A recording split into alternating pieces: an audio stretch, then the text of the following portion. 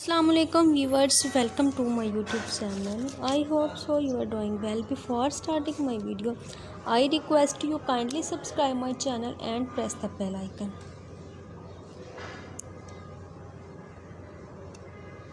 In this video, I am telling you about physiological and intellectual analysis in the poetry of Browning. Browning is physiological poet more than anything else. The study of the human mind and soul is his dominant interest. Intellectual analysis is the theme of the bulk of his poetry. The vehicle employs for the purpose of intellectual analysis is the dramatic monologue. He concentrates upon the inward thoughts and motives of his characters more than upon their outward conduct and actions. There is indeed an excess of thought of the intellectual element in his poetry. His dramatic monologues are soul studies. His is not the drama of the outer world of the soul. He is fond of peering intently and closely into the half-hidden crevices and shadowy sacrifice of the human mind. He tangle of motive, good, bad, and purblind, of confession,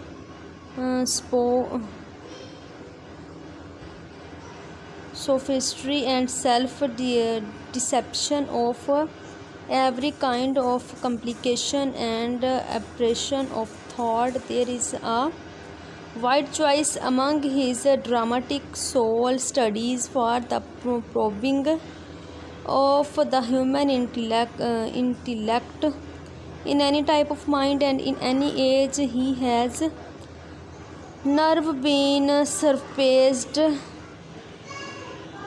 He described life equally well from the point of view an Eastern sage, a medieval artist, or a modern lover. In subject matter, the reigns over the universe. Andrea del Sarto is one of the best physiological studies, revealing as it does the strength and the weakness of the perfect painter whose love for a soulless woman with a pretty face saddens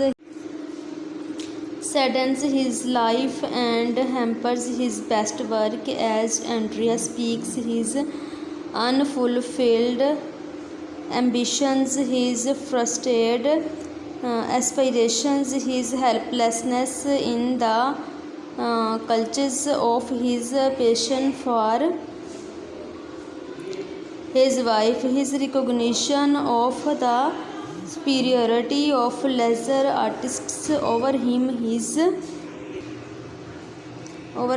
realization that even in heaven he will choose